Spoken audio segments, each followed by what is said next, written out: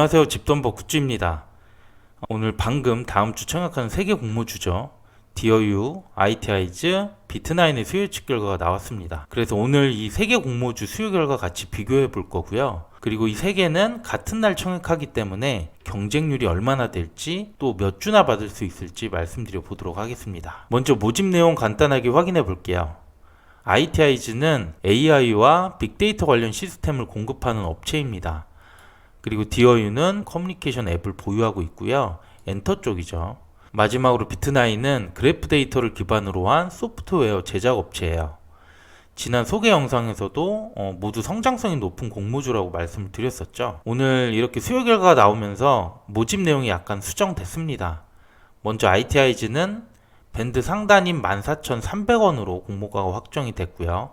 모집 금액은 그래서 동일합니다. 반면 디어유는 상단을 초과한 26,000원으로 확정됐고요. 모집 금액은 858억으로 늘어났습니다.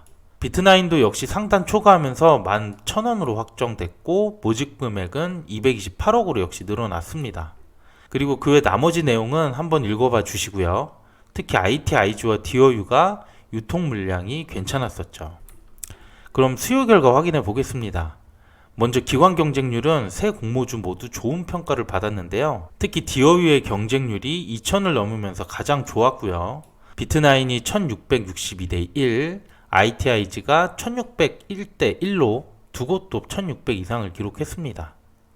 기존 공모주들과 비교해보면 디어유는 아스플로나 지아이텍과 유사한 2000을 넘으면서 최상위권으로 보이고요. 나머지 두 개도 상위권 수준으로 잘 나온 것 같습니다. 기관 의무 확약 비율도 보겠습니다.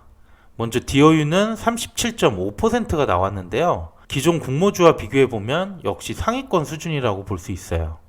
30%대는 예전에 맥스트 그리고 YM텍이 있었는데요. 이들 공모주 모두 상장일 더블이나 따상 이상의 실적이 나왔었습니다. 그리고 비트나인은 6%, IT아이즈는 9.1%가 나왔어요. 경쟁률에 비해 확약 비율은 조금 떨어지는 것 같은데 이건 같은 날 청약하는 디어유 쪽으로 기관들이 많이 몰리지 않았나 생각됩니다. 이전 공모주들과 비교해보면 브레인즈 컴퍼니 그리고 실리콘투와 좀 비슷한 수준으로 나온 것 같습니다. 그럼 이 3개 공모주의 수요 결과를 비교해 보겠습니다. 먼저 공모가를 보면 디어유와 비트나인 모두 상단 초과 비중이 90%를 넘으면서 공모가는 상단보다 높게 확정이 됐습니다.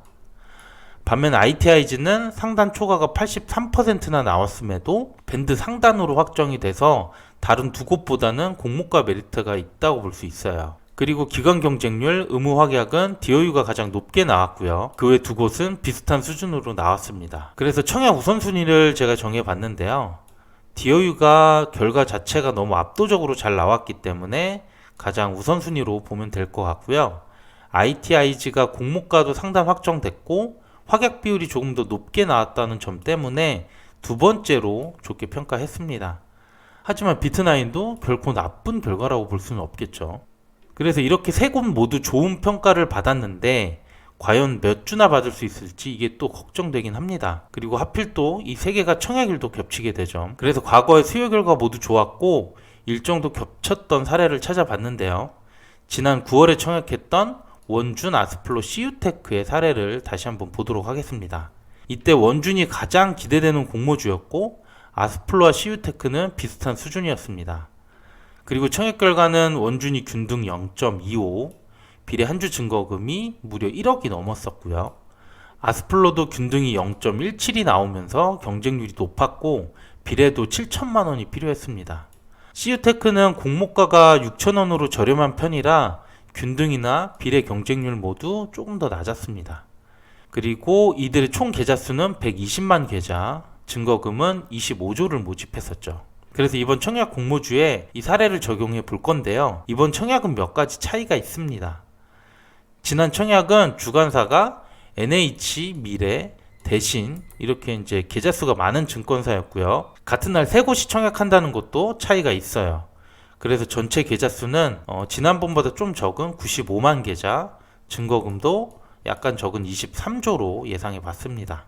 그러면 디어유는 균등이 0.69, 비례 한 주 증거금은 3,200만 원이 필요하고요. IT아이즈는 균등이 1.48, 비례는 2250만 원이 필요합니다. 비트나인은 균등이 1.29, 비례는 약 2천만 원 정도 있고요. 그래서 종합해 보면 균등 한 주를 받을 확률이 매우 높고요. 비례 한 주 증거금으로는 2천에서 3천만 원 정도 예상해 보겠습니다. 네, 그리고 그 외 참고사항으로 이번 청약의 최소 증거금과 청약 한도를 보겠습니다. 최소 10주 기준의 증거금은 한번 봐주시면 될 것 같고요. 최고 한도도 모두 2억을 넘기 때문에 비례 청약도 넉넉할 것 같습니다. 그리고 청약 수수료는 신한금융이 주관하는 ITI지만 없고요. 네, 이렇게 3개 공모주 모두 확인해 봤는데요. 다음 주 월요일부터 청약이 바로 진행됩니다. 제가 예상한 거와는 또 다른 결과가 나올 수 있으니까 저는 1일차 청약 결과와 함께 다시 찾아뵙도록 하겠습니다. 오늘도 내용이 괜찮았다면 구독과 좋아요 부탁드립니다. 감사합니다.